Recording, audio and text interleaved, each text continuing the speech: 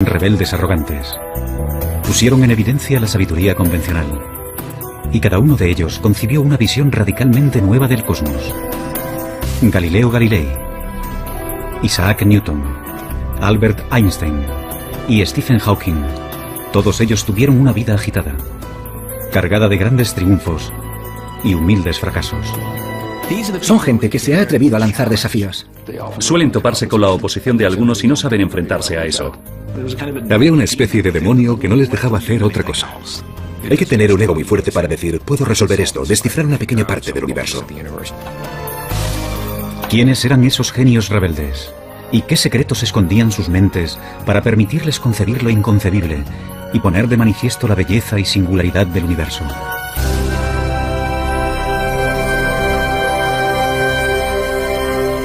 Mentes brillantes. Los secretos del cosmos. En la Europa del siglo XVI existe una certeza que las generaciones posteriores no podrán más que envidiar. Todo el mundo sabe que la Tierra es el centro del universo. Pero esa visión tan alentadora de nuestro mundo se está empezando a resquebrajar. Y uno de los principales causantes de ello es el autoproclamado genio Galileo Galilei. Galileo era un hombre engreído que tenía su carácter. Esa clase de persona que tiene amigos muy íntimos y muchos enemigos. Tenía un ingenio muy agudo, una mente privilegiada, y eso le permitió examinar algunos de los misterios más recónditos del universo.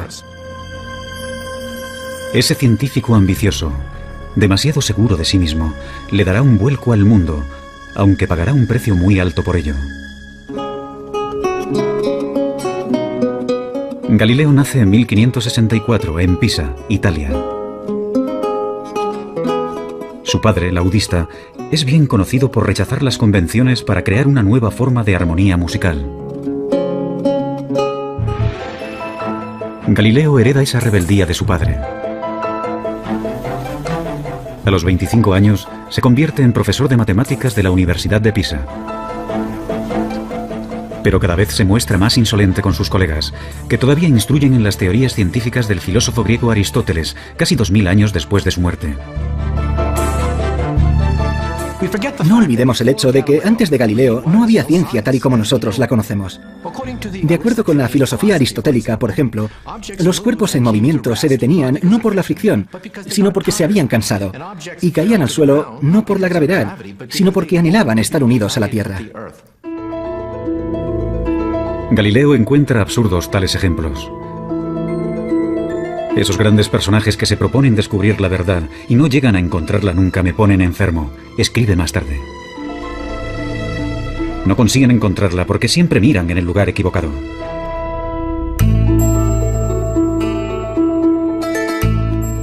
Galileo está a punto de frustrar una creencia milenaria.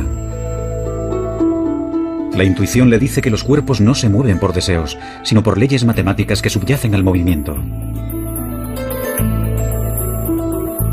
Y da un paso más allá que resulta impensable. Intenta descubrirlas por medio de experimentos, algo que poca gente había hecho antes. Comienza estudiando la caída de los cuerpos. A continuación, el físico Stephen Hawking. Galileo afirma que unas observaciones sencillas, como dejar caer unos pesos desde determinadas alturas, demuestran que las cosas no funcionan como habían dicho los antiguos griegos. Mucha gente debía de haberse dado cuenta de ello, pero habían llevado a cabo observaciones imperfectas. Por primera vez en la historia, Galileo empieza a establecer unas leyes básicas del movimiento, tales como el hecho de que la velocidad viene determinada por el tiempo y la aceleración. Una de las genialidades de Galileo consistió en reducir la aceleración de la gravedad. Se fabricó un plano inclinado para dejar caer por él una bola. De esa manera se podía observar claramente cómo un cuerpo coge velocidad a medida que desciende. Así que él introduce el concepto de aceleración. A nosotros nos parece muy obvio y lógico, pero supuso un avance matemático clave, entender el movimiento en esos términos. Por ser el primero en utilizar experimentos, más tarde Albert Einstein lo llamaría el padre de la física moderna. Galileo abrirá el camino que después seguirán Newton y Einstein. La búsqueda de las leyes matemáticas que se esconden tras cualquier movimiento. Pero sus avances son lentos. no se publicarán hasta el final de su vida.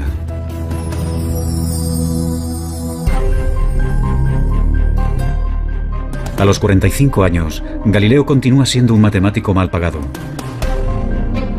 Pero la ambición y la arrogancia le catapultan pronto a la fama y también a su perdición.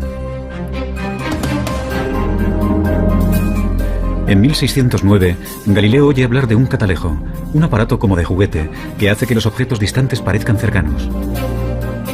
Decidido a sacar provecho del invento, aprende rápido a fabricar lentes. En pocas semanas, llega a Venecia con un telescopio que presenta como su propio invento. Impresiona de tal forma a la marina veneciana que sus superiores le doblan el salario.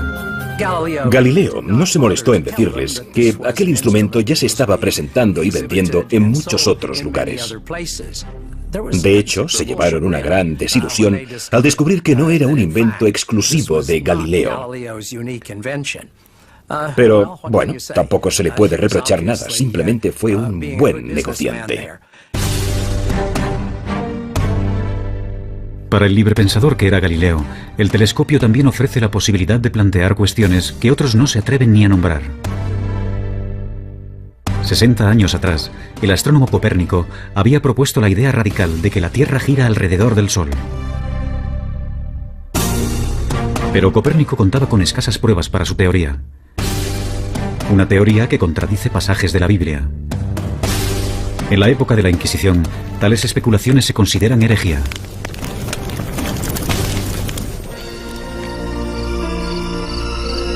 No obstante, Galileo no se detiene. Será el primer astrónomo que observará el cielo con un telescopio. Y ve el universo como nunca antes se había visto. Se siente fascinado por el hecho de que el telescopio pueda abrir mundos totalmente nuevos. Realiza dibujos y diagramas con la sensación de que no lo hace lo suficientemente rápido. Noche tras noche, Galileo se afana en su trabajo. Y realiza un hallazgo asombroso. Descubre 4 lunas orbitando alrededor de Júpiter. La prueba de Galileo de que no todos los cuerpos celestes se encuentran en la órbita de la Tierra sirve de gran apoyo para la teoría de que la propia Tierra podría girar en torno al Sol. Pero contradecir la Biblia es jugar con fuego.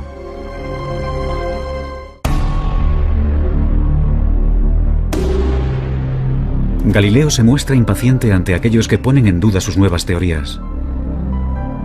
Él ha visto el universo de una manera nueva, con sus propios ojos. ¿Cómo puedo hacer esto sin que suponga una pérdida de tiempo?, escribe, cuando esos peripatéticos a los que hay que convencer se muestran incapaces de seguir el más simple y fácil de los argumentos. Galileo utilizaba su ingenio mordaz para atacar a la gente. Y eso no le proporcionó muchos amigos. En 1615, a los 51 años, Galileo acude a Roma para exponer su caso. Y puede que ese fuera su mayor error. La Iglesia le ordena dejar de dar lecciones sobre que la Tierra gira alrededor del Sol. Pero Galileo vuelve a tentar a la suerte. 9 años más tarde, solicita que vuelvan a escuchar su caso. Esta vez, el nuevo papa es un íntimo amigo. Y Galileo consigue un permiso para escribir un libro. Siguiendo su costumbre de desdeñar a los oponentes, Galileo escribe un diálogo en el que personajes vagamente disfrazados ofrecen argumentos a favor y en contra de su teoría. En sus libros está muy claro quién es el listo, quién es el que hace el papel de Galileo, mientras que los aristotélicos se presentan como los tontos. En 1633, la Inquisición ordena arrestar a Galileo. La Iglesia le acusa de herejía. Pero quizás la verdadera razón por la que enjuician a Galileo es que ha ido demasiado lejos en sus esfuerzos por persuadir. En su diálogo, ha puesto el argumento favorito del Papa en boca de un personaje ridículo. Gente cercana al Papa le advirtió de que en su libro Galileo había intentado que pareciera un estúpido. Y perseguir sistemáticamente a Galileo y mantenerle en arresto domiciliario para el resto de su vida fue una decisión personal del mismo Papa. En realidad no fue idea de la Iglesia, fue una decisión personal del Papa por una profunda ira hacia un amigo. Galileo espera un simple acuerdo. En lugar de eso, le amenazan con torturarlo. Rendido ante lo inevitable, se arrodilla y se retracta.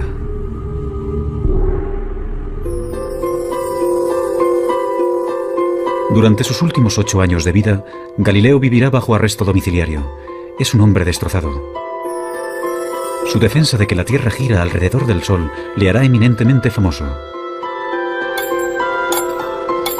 Pero para los científicos que le suceden, su mayor logro es otro.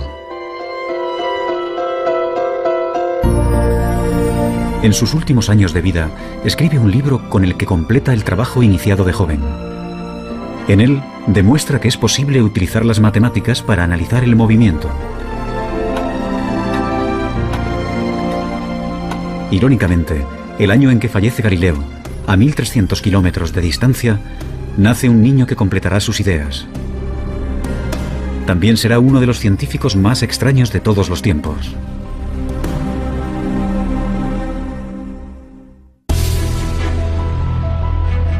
Seguramente no ha habido ningún otro científico que haya trabajado tan duro, sin reparar en comer, dormir o relacionarse con otros, como Isaac Newton.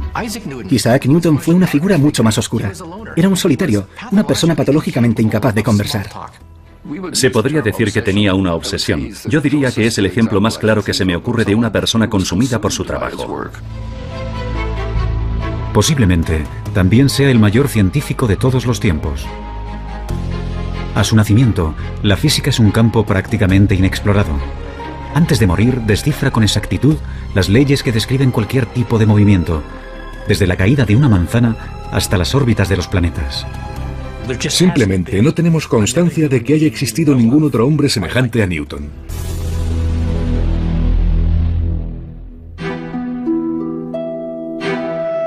En 1642, Isaac Newton nace en un pueblo remoto de Inglaterra.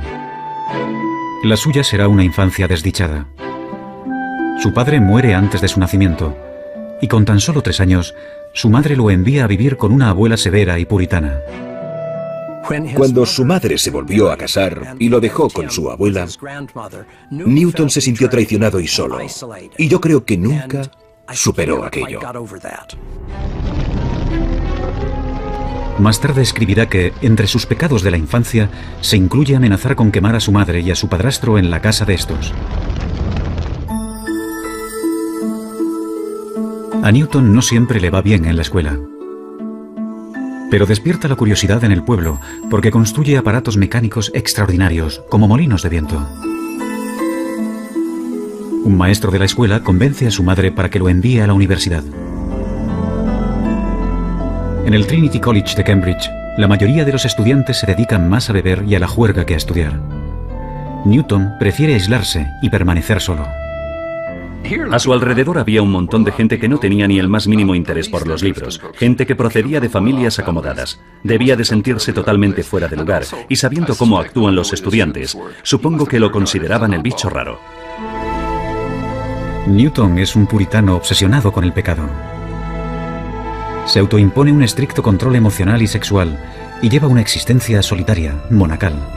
Newton era muy diferente a Galileo, porque era la persona más reservada de la que hayas podido oír hablar nunca. No se molestaba en intentar hacer amigos, y le resultaba difícil relacionarse, simplemente se apartaba de la gente. En toda su vida no tuvo aventuras amorosas ni apenas amigos.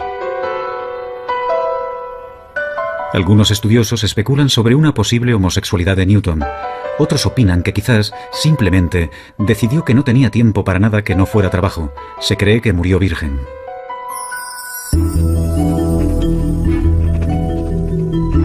En la facultad, Newton dedica toda su pasión a los estudios. Como a Galileo, las matemáticas le fascinan. Adquiere un nivel avanzado en esta ciencia por su cuenta. Y después comienza a crear unas matemáticas nuevas para analizar el movimiento. Es él quien inventa el cálculo. Newton se siente fascinado por la manera en que el Sol sale y se pone, formando un arco completo. Una de las observaciones más brillantes de Newton fue el hecho de que cuando los cuerpos se mueven, su trayectoria se puede ver poco a poco, gradualmente, con un desplazamiento minúsculo de manera progresiva. Y cuando haces confluir este movimiento, obtienes espirales preciosas, obtienes elipses, círculos. Y no olvidemos que, al escribir sus notas, Isaac Newton estaba creando el cálculo al mismo ritmo al que lo aprenden los estudiantes universitarios de primer año. Si lo hubiera compartido con alguien, habría obtenido el reconocimiento de ser el mayor matemático de Europa. Pero Newton guarda sus descubrimientos para sí mismo. Prefiere trabajar en los detalles él solo.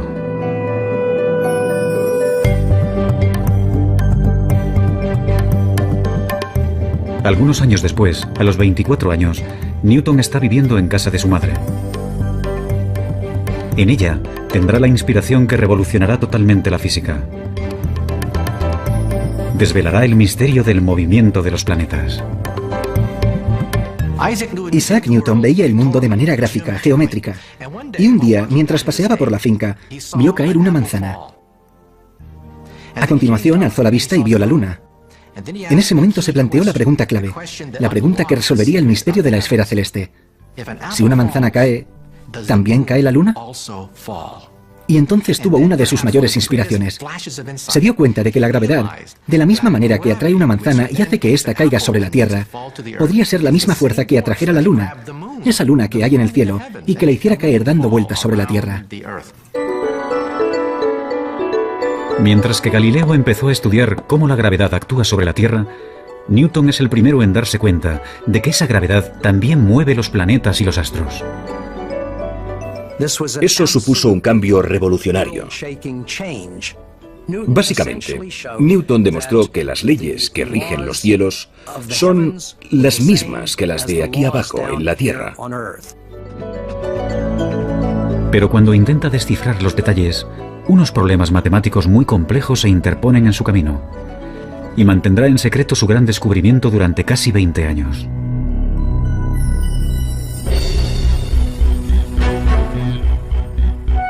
Pronto Newton se convierte en profesor de matemáticas en la Universidad de Cambridge. Sus responsabilidades docentes son reducidas y pasa las 24 horas del día investigando en el campo de las matemáticas y la física. Sus colegas no tardan en reparar en su genialidad, así como en su extraña y esquiva naturaleza. En 1672, gracias al invento de un nuevo telescopio, Newton es admitido en la Royal Society, la asociación inglesa de los científicos más destacados. Halagado, permite que publiquen un artículo brillante sobre óptica. No obstante, cuando el gran físico Robert Hooke, equivocado, pone en duda su teoría, Newton entra en cólera y amenaza con abandonar la asociación. Su reacción ante las críticas es casi siempre explicar cuidadosamente por qué lo que acaba de decir la otra persona es una completa estupidez. Tenía una personalidad extremadamente frágil. Como ha dicho uno de sus biógrafos, o mandaba o se enfadaba. Y pasaba mucho tiempo enfadado. Algunos historiadores especulan sobre si el carácter vengativo de Newton, su extremada susceptibilidad a la crítica y su trabajo obsesivo pudieran ser síntomas de una enfermedad mental como un trastorno maníaco-depresivo. Nunca lo sabremos. Si realmente padece una enfermedad mental, no lo detiene en su trabajo.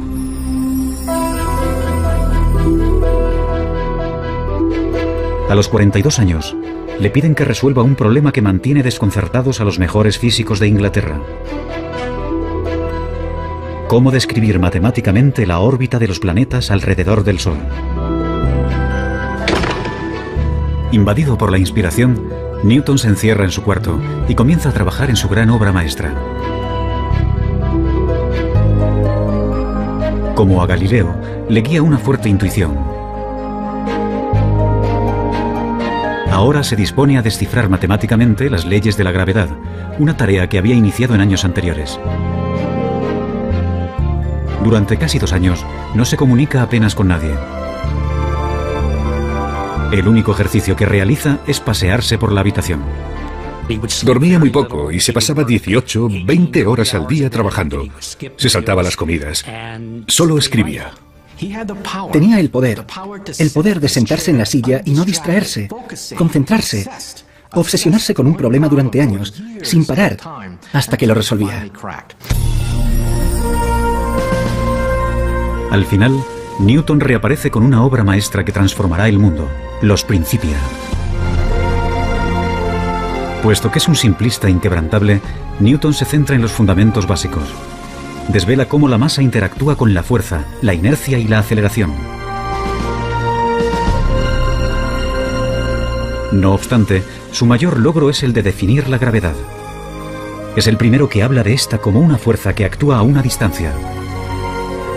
Y consiguiendo avances matemáticos increíbles, Newton establece las leyes precisas que determinan el movimiento de todos los cuerpos. Los Principia de Newton, publicados en 1687, supusieron una revolución científica. En la obra, Newton dio la primera descripción precisa de las leyes que rigen el movimiento de los cuerpos, desde unas balas de cañón a los planetas. Si se miran los Principia y el número de problemas matemáticos resueltos en esa obra, y pensando que la escribió en un periodo de 18 meses, queda claro que no se trata de un ser humano normal en ninguna de sus acepciones.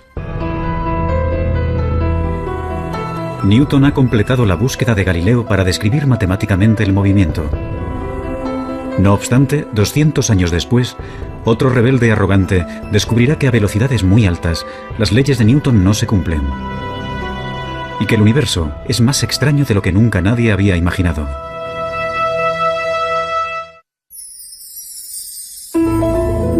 A los 16 años, Albert Einstein se plantea una pregunta muy simple. ¿Qué pasaría si corriera a la velocidad de una onda de luz? ¿La luz parecería estar quieta? Cuando vuelve a centrar su atención en esa imagen, menos de 10 años después, revoluciona nuestra concepción del espacio-tiempo. Le encantaba imaginar mundos que no existían. Y ese era su poder, ser capaz de ver físicamente, en una imagen, cosas que los demás no podían ver.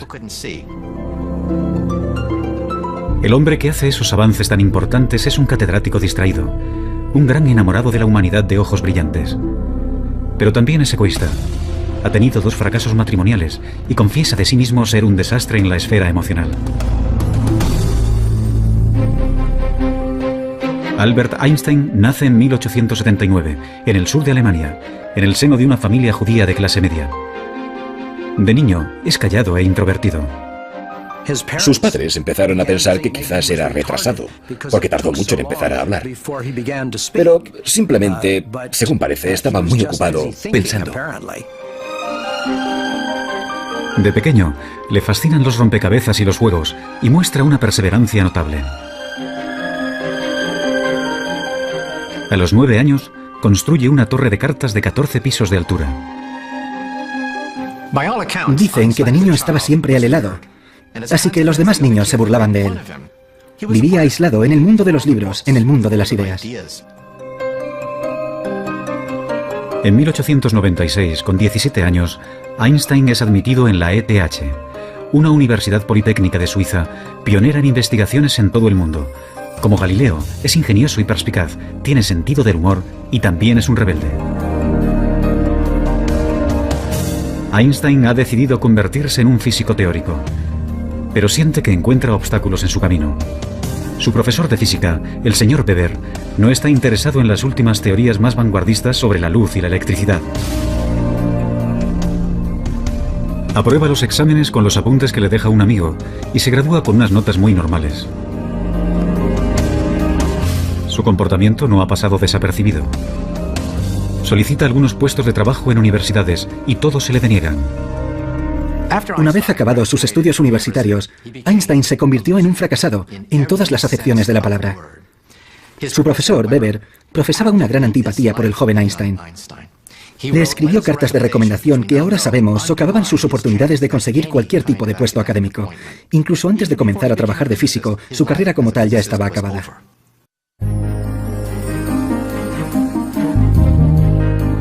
Dos años después de abandonar la universidad, Einstein encuentra por fin un trabajo como empleado en una oficina suiza de patentes. El puesto no tiene nada que ver con la física teórica, pero ese trabajo, aparentemente sin porvenir, será su salvación.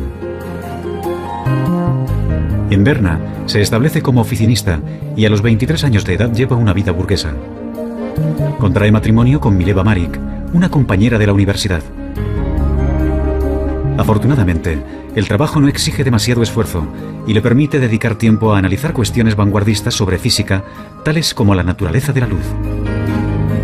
Otros ya habrían tirado la toalla y habrían abandonado la idea de una carrera como físicos. Parece como si se tratara de alguien que estaba poseído por un demonio intelectual que no le permitía hacer otra cosa.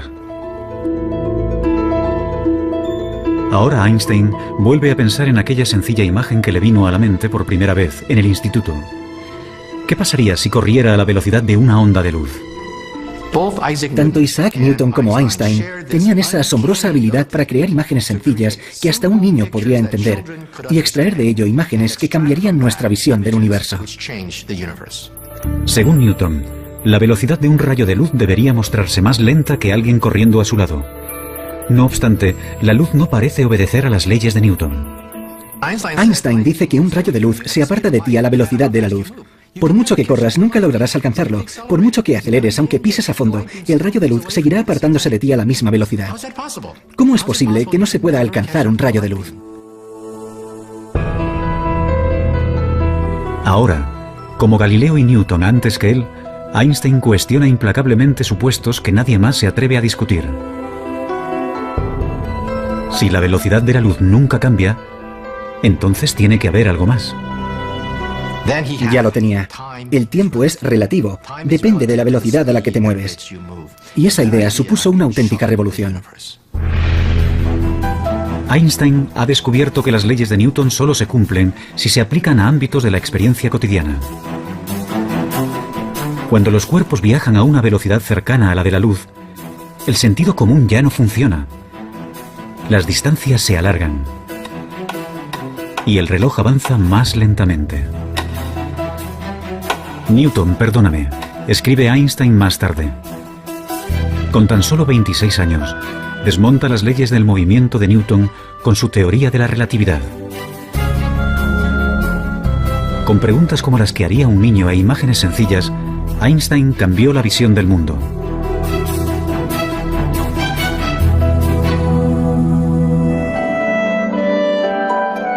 En 1907, Einstein aborda nuevos retos científicos.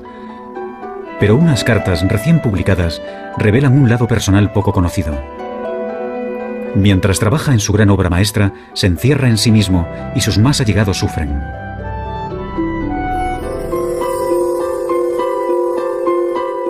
La mujer de Einstein, Mileva, también fue una estudiante de física que soñaba con sus propios logros científicos.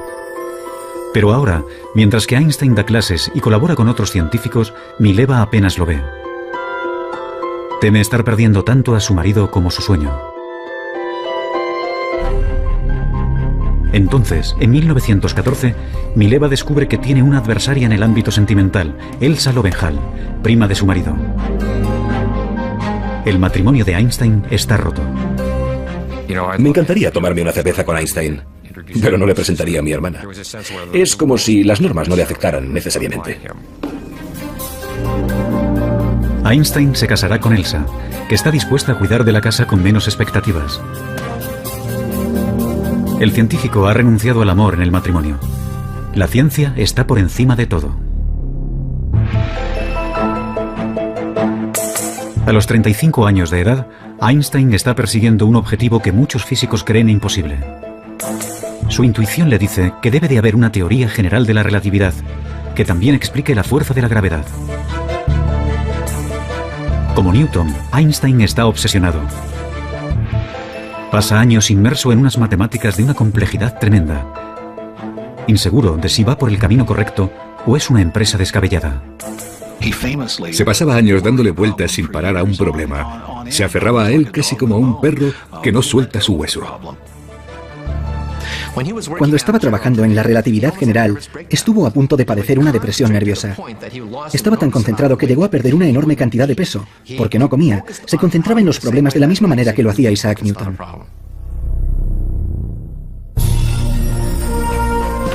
Al final, En el otoño de 1915, Einstein se da cuenta de que lo ha resuelto. Su nueva visión es tan extraña que incluso a los físicos les costará entenderla. Demuestra matemáticamente que la masa y la energía curvan el espacio-tiempo. Un cuerpo inmenso como el Sol deforma tanto el espacio-tiempo que un planeta cercano se mueve a su alrededor con una trayectoria curva. Para Newton parecen atraídos por una fuerza. Pero eso es tan solo una ilusión. El mismo fenómeno se cumple en la Tierra. Los cuerpos, que parecen atraídos por una fuerza gravitatoria, en realidad están viajando por un espacio-tiempo deformado. La teoría general de la relatividad de Einstein cambió para siempre nuestras ideas sobre el espacio-tiempo. Es tan bonito que tiene que ser cierto. Einstein llega a una serie de ecuaciones que rigen la curvatura espacio-tiempo. Unas simples líneas describen el movimiento de las galaxias y el destino del universo.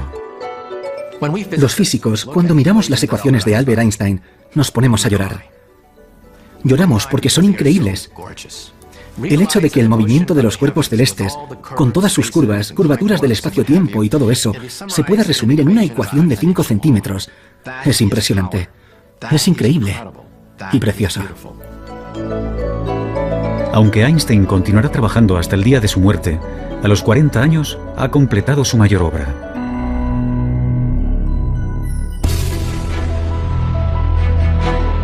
Galileo aplicó las matemáticas al movimiento. Newton perfeccionó esas leyes en el ámbito de la experiencia cotidiana.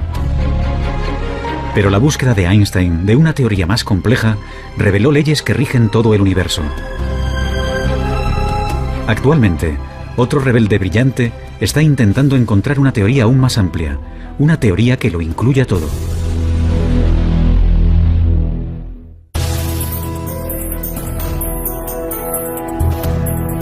Ningún otro científico ha sacudido los pilares de la física como Galileo, Newton o Einstein. No obstante, entre aquellos que han ampliado las fronteras de la cosmología, se encuentra el que una vez fue un estudiante perezoso, Stephen Hawking. Actualmente, ocupa el mismo puesto de matemático en la Universidad de Cambridge que Isaac Newton. Nací 300 años después de la muerte de Galileo. Tengo el mismo puesto en Cambridge que tuvo Newton. Y trabajo en la teoría general de la relatividad de Einstein. De los tres, con el que más me identifico es con Galileo. Él se guió por su intuición y fue todo un rebelde.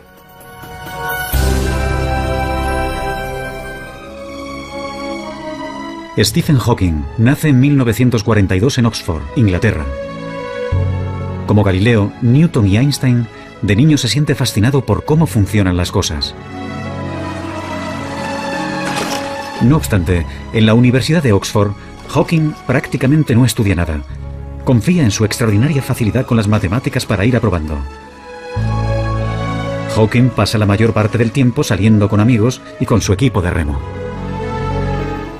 Desde luego, Stephen Hawking no era el tipo de persona que parece tener un destino brillante. En la facultad no era el más aplicado. Él mismo dice que durante toda su etapa como estudiante en Oxford trabajó en total unas 1000 horas, lo cual supone 1 hora al día de media. Hawking se muestra aburrido y apático. Según parece, para él no vale la pena esforzarse por nada. Pero está a punto de desencadenarse una tragedia que convertirá un intelecto aburrido en una mente apasionada. En 1962, Stephen Hawking inicia sus estudios de posgrado en cosmología en la Universidad de Cambridge. Pero algunos síntomas de su enfermedad empiezan a ser difíciles de ignorar. Un ligero defecto del habla. Problemas para servir una cerveza. Los médicos le dicen que tiene ELA, esclerosis lateral amiotrófica, comúnmente denominada enfermedad de Lou Gehrig. Las regiones del cerebro que controlan el movimiento se le están atrofiando. Y no tiene cura. El estudiante de 20 años sabe que su cuerpo sufrirá una parálisis. Con el tiempo, los músculos respiratorios se le agarrotarán y tendrá problemas respiratorios. Los médicos le pronostican tan solo 2 años de vida. Hawking cae en una profunda depresión. Cuando le diagnosticaron la enfermedad, Stephen no esperaba vivir más de 1 año o 2. No parecía que valiera la pena ni acabar el doctorado. Pero inexplicablemente, la enfermedad progresa más lentamente de lo que habían predicho. Conoce a Jane Wilde, la mujer que se convertirá en su esposa, y encuentra un propósito en la vida. Soñé que me iban a ejecutar, escribe. De repente me di cuenta de que había muchas cosas que valía la pena hacer si me concedían un aplazamiento.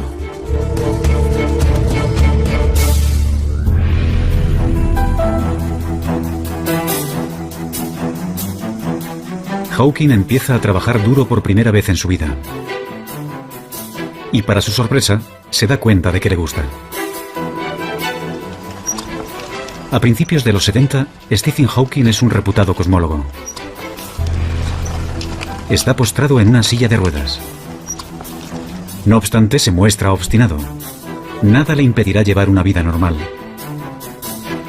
Tiene hijos y trabaja intensamente. Y está a punto de realizar un gran descubrimiento que desarrollará la teoría de Einstein en una dirección inesperada.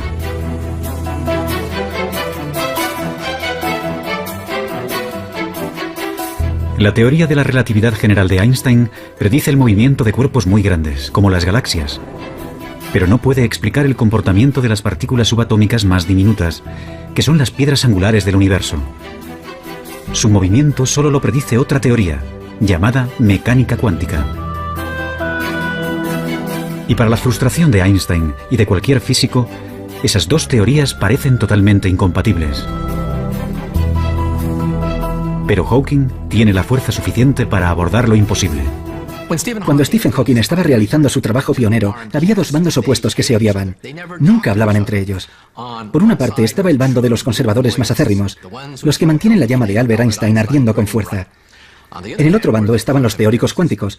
Estos se ocupaban del mundo de las partículas subatómicas, centenares, miles de ellas. Utilizaban unas matemáticas diferentes, un lenguaje diferente, tenían una visión distinta de la física. Y llega Stephen Hawking diciendo que va a intentar aunar los 2 bandos. Nadie había planteado algo así hasta entonces.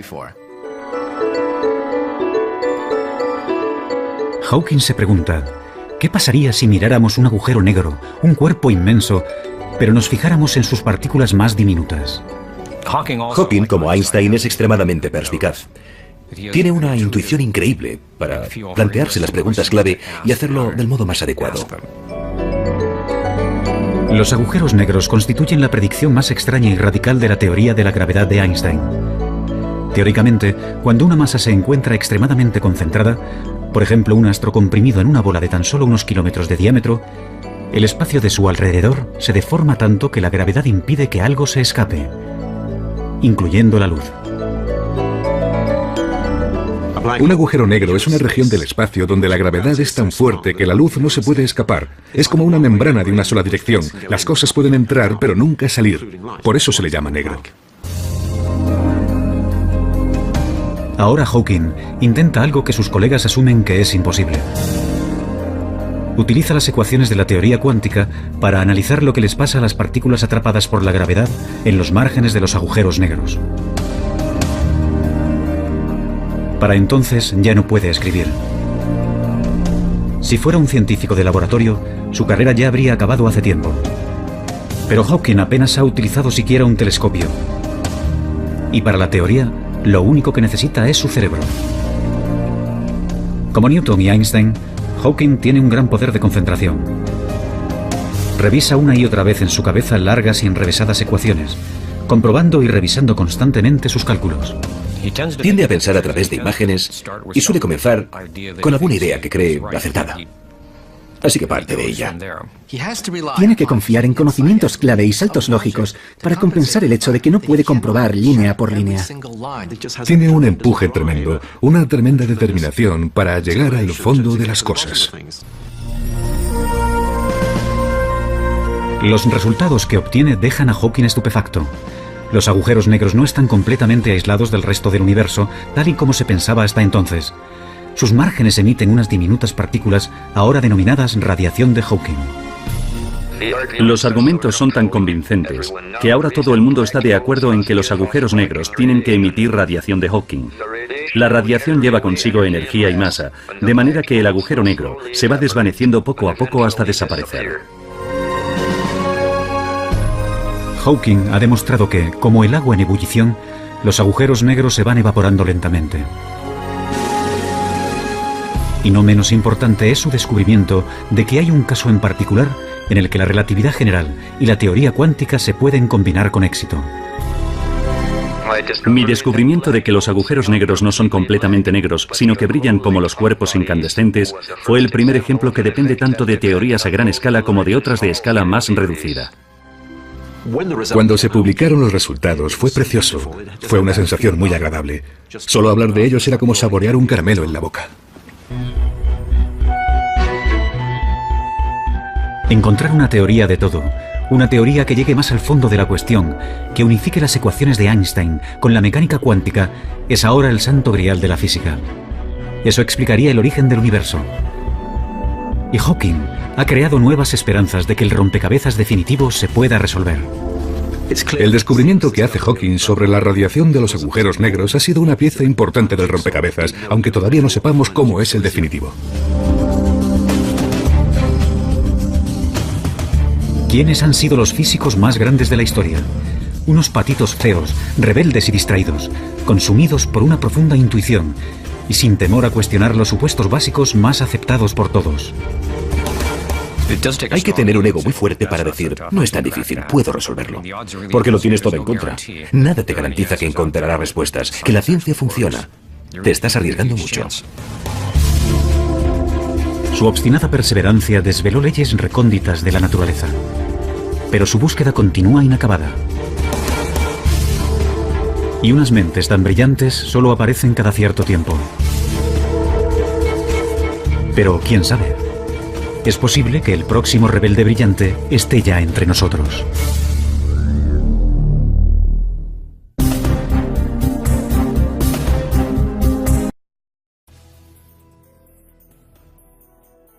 Fueron unos inadaptados, unos rebeldes arrogantes. Pusieron en evidencia la sabiduría convencional. Y cada uno de ellos concibió una visión radicalmente nueva del cosmos. Galileo Galilei, Isaac Newton, Albert Einstein y Stephen Hawking, todos ellos tuvieron una vida agitada, cargada de grandes triunfos y humildes fracasos. Son gente que se ha atrevido a lanzar desafíos. Suelen toparse con la oposición de algunos y no saben enfrentarse a eso. Había una especie de demonio que no les dejaba hacer otra cosa. Hay que tener un ego muy fuerte para decir, puedo resolver esto, descifrar una pequeña parte del universo. ¿Quiénes eran esos genios rebeldes? ¿Y qué secretos escondían sus mentes para permitirles concebir lo inconcebible y poner de manifiesto la belleza y singularidad del universo?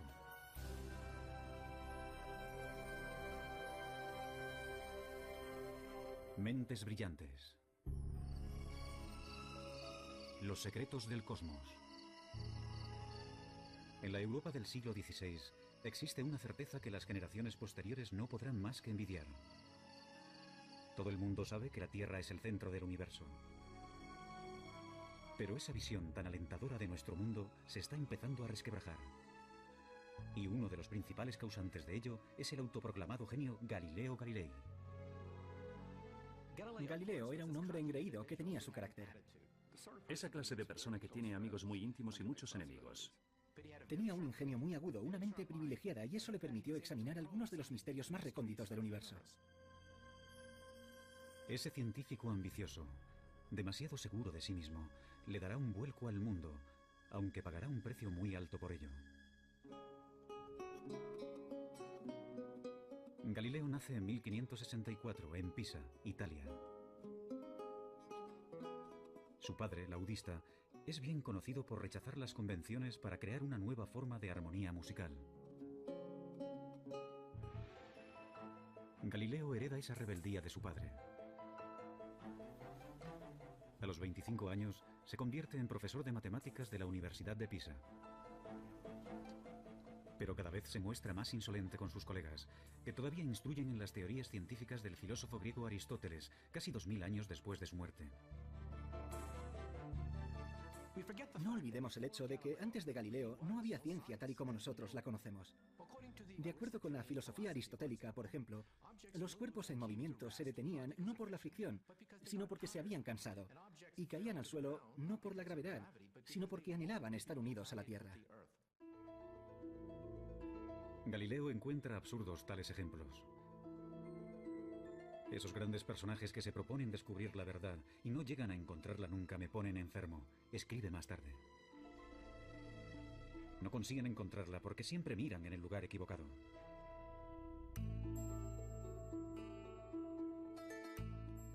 Galileo está a punto de frustrar una creencia milenaria.